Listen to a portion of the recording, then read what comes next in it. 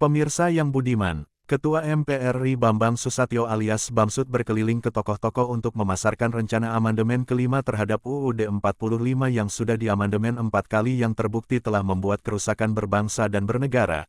Ada apa? Mengapa di ujung pelantikan Prabowo Subianto baru bermanuver? Apa ada agenda terselubung? Apa mau membatalkan Prabowo Subianto sebagai presiden? Mengapa pada penyampaian aspirasi rakyat yang dipimpin Wakil Presiden ke-6 Try Sutrisno pada tanggal 10 November tahun 2023 yang lalu untuk kembali ke UUD 45 yang asli malah kabur, dengan alasan mendampingi Presiden menonton bola, mana yang lebih penting?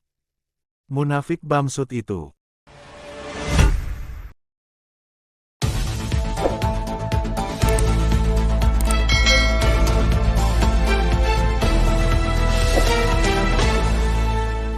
Racikan berita.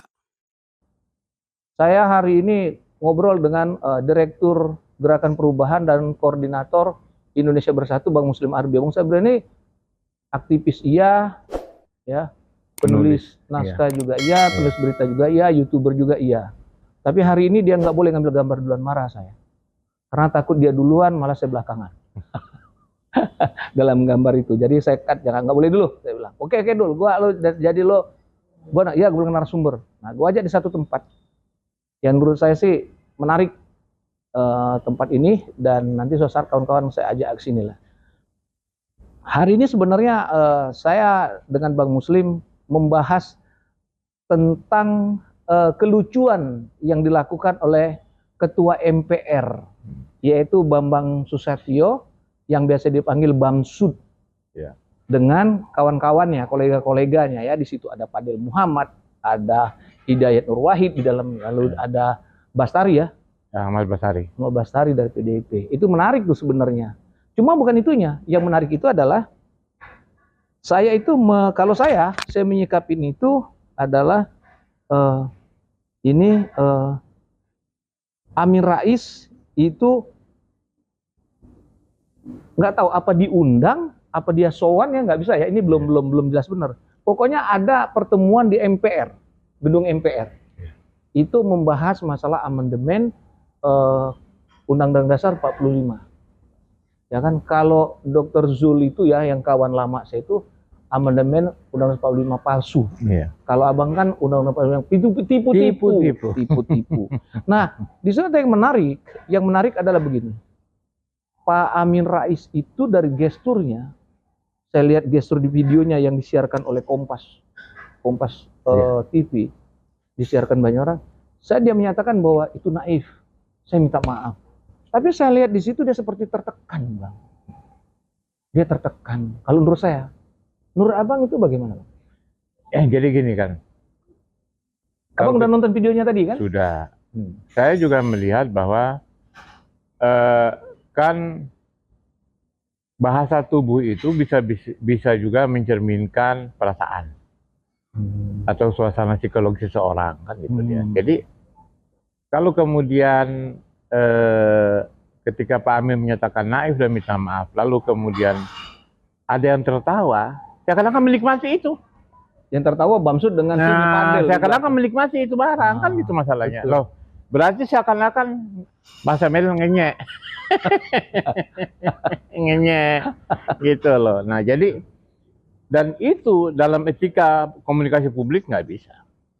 Nggak boleh, Pak. Apapun ceritanya, Pak Amin itu adalah seorang tokoh ya, reformasi yang kita sudah tahu sejarah, ya kan, dalam perjuangan mengakhiri kekuasaan Orde Baru, ya kan, lalu kemudian kita menikmati reformasi hari ini dengan kebebasan kita bisa berikan pendapat dan sebagainya. Muncul lembaga-lembaga seperti MK, KPK, DPD, pemilihan langsung, KPU. Ya kan, KPU tidak, itu. Nah, jadi itu adalah hasil reformasi, ya kan. Dan agenda reformasi itu tidak termasuk amandemen. Amandemen 245 itu bukan agenda reformasi. Oh gitu. Agenda reformasi yang paling utama itu mengakhiri nepotisme dan KKN, itu yang paling utama. Dan menumbuhkan demokrasi, membangun demokrasi, ya kan? Transparansi, keterbukaan, kemudian muncul partai-partai politik, ya kan? Kalau dulu kan ada dua partai politik, P3 dan PDIP dan golongan karya. Setelah 98 kan Sri Bintang Pamungkas bikin PUDI, ya kan, Partai Undi Demokrasi, lalu kemudian bermunculan partai-partai Baru. yang baru yang banyak sekitar waktu itu kalau tidak salah ada 46 partai politik. Itu kan hasil formasi. Tetapi amandemen bukan hasil formasi. Nah, jadi bisa juga karena sudah terjadi, kita tidak akan mungkin bisa menarik jarum sejarah kembali, ya kan? Ya, jadi itu tadi saya juga menyayangkan bahwa kenapa pada saat Pak Amin ini bacaan tadi itu kenapa pada saat Pak Amin gesturnya menyebutkan ambigu, ya minta maaf dan sebagainya, lalu kemudian seolah-olah Bamsud dan ini menikmati, ya kan? Bamsud dan Fadel Muhammad menikmati itu, ya kan? Kali ini kan tidak perlu terjadi, biasa saja, gitu loh, ya kan? Dengan begitu orang bisa memastikan, bisa jadi ini Bamsud dan Fadel punya agenda nih, hidden agenda tadi itu. Nah, jadi artinya tokoh publik, karena gini juga. Selama ini kan Pak Amin juga dianggap sebagai tokoh oposan, ya kan? Tokoh oposan setelah di PAN mendirikan PAN, lalu kemudian terjadi konflik internal, lalu kemudian ada PAN itu diambil alih oleh Zulkifli dan teman-temannya, ya kan? Lalu kemudian mendirikan Partai Umat, ya kan? Lalu kemudian selalu kritis kepada rejim. Nah, hari ini kan kita lihat sendiri bagaimana Bamsud itu juga berada di istilah lingkungan istana. Iya, orang istana.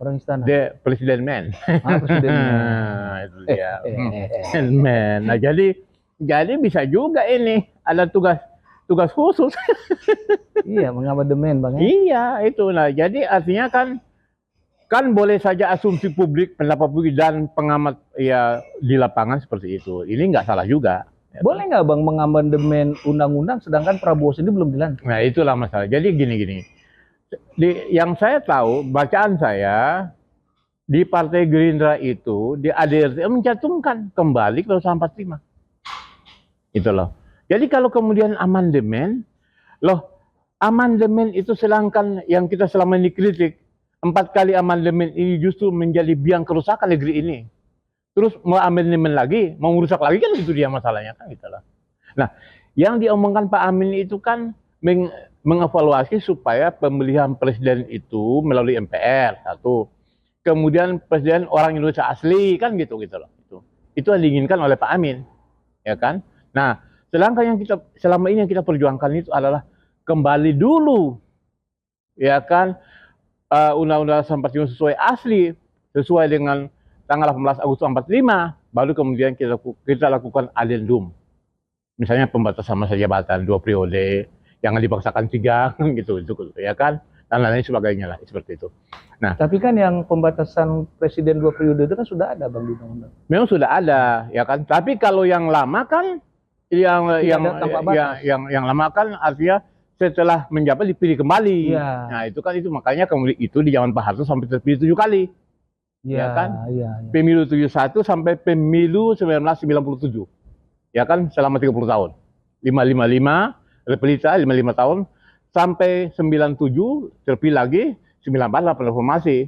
Beliau jatuh, kan gitu masalahnya. Saran Bang Muslim, apa yang sudah dilakukan oleh Bamsud sebagai seorang ketua lembaga tinggi negara tentang amandemen ini? Apakah dia langsung akan melakukan amandemen sebelum Prabowo dilantik?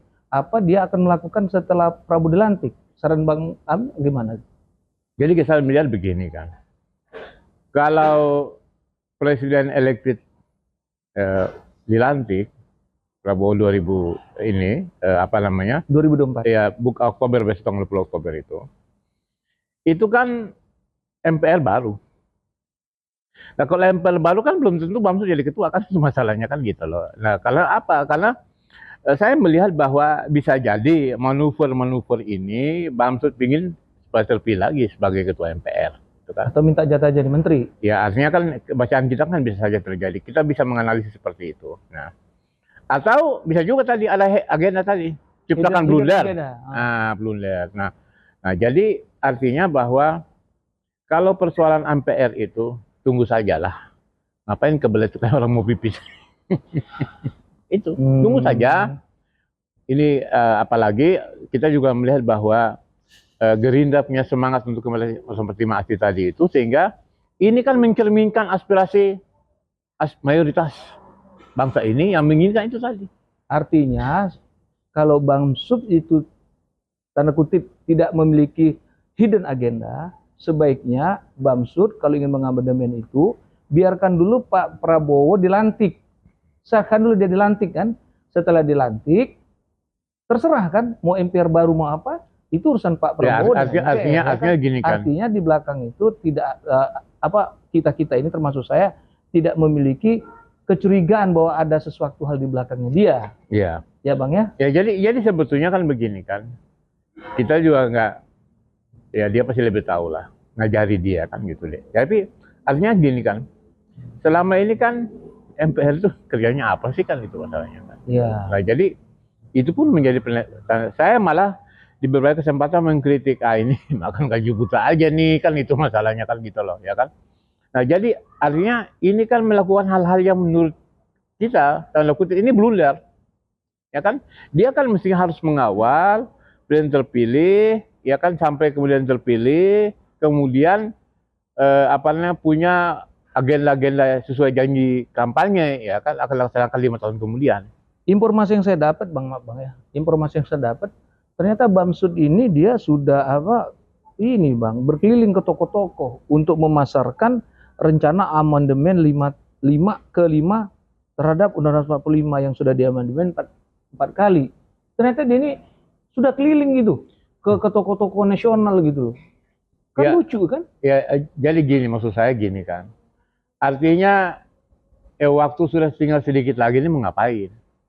Ya kan itu artinya dia melakukan semacam tour atau semacam penggalangan opini untuk itu dengan sisa waktu yang tinggal berapa bulan lagi ya diketahui orang. So, Bang, Bamsud lu ngapain? Nah, yang lucu lagi nih, Bang. Ini lucu banget. Nih ya, saya baca sambil minum ya. Sambil minum, Bang. Ya. Ini yang mewartakan ini adalah jakartakompas.com ya, jakartakompas.com nih. Ya. Dari sini judulnya adalah Bamsud atau Bambang Susatyo mengklaim kenapa dia melakukan amandemen itu dikarenakan ada aspirasi publik. Ya. Aspirasi publik ya ingin kembali minta di amandemen tahun 95 lagi ya. Nah pertanyaannya ini aspirasi publik siapa gitu loh. Bamsud ini ngomongnya ngaco ini.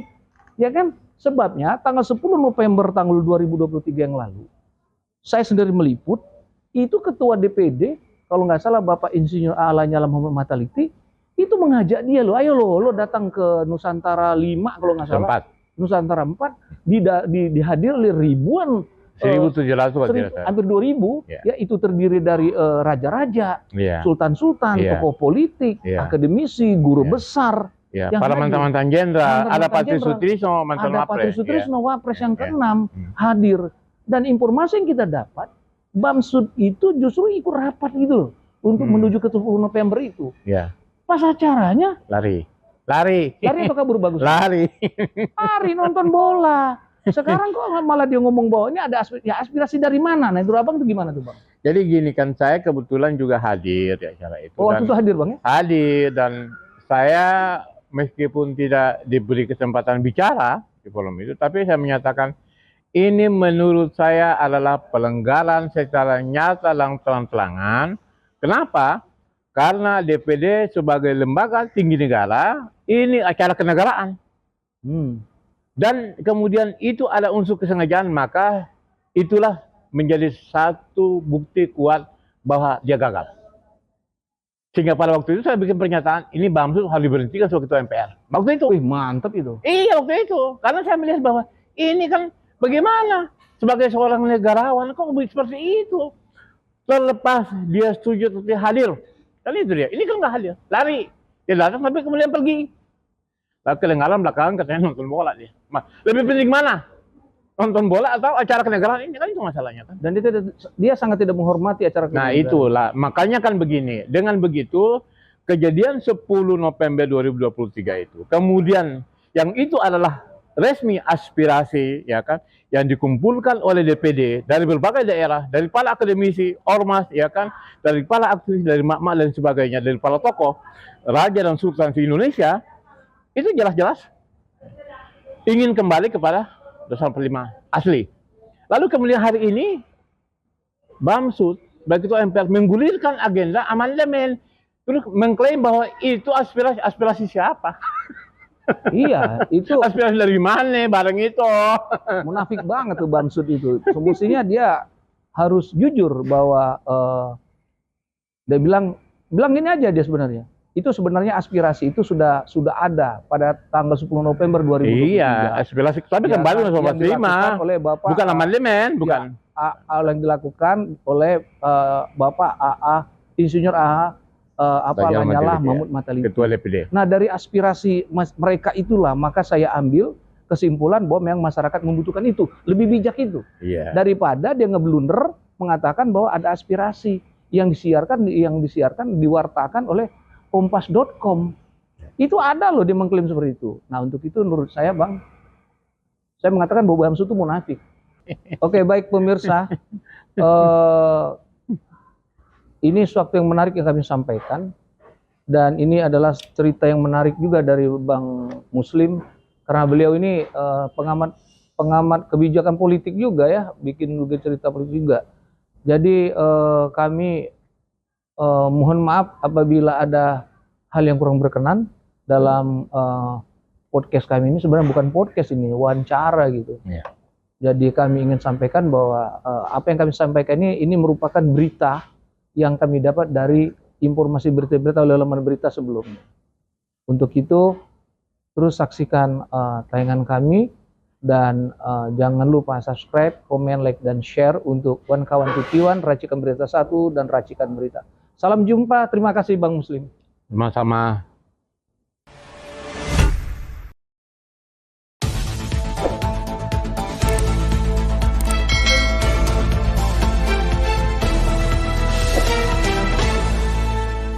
Racikan Berita.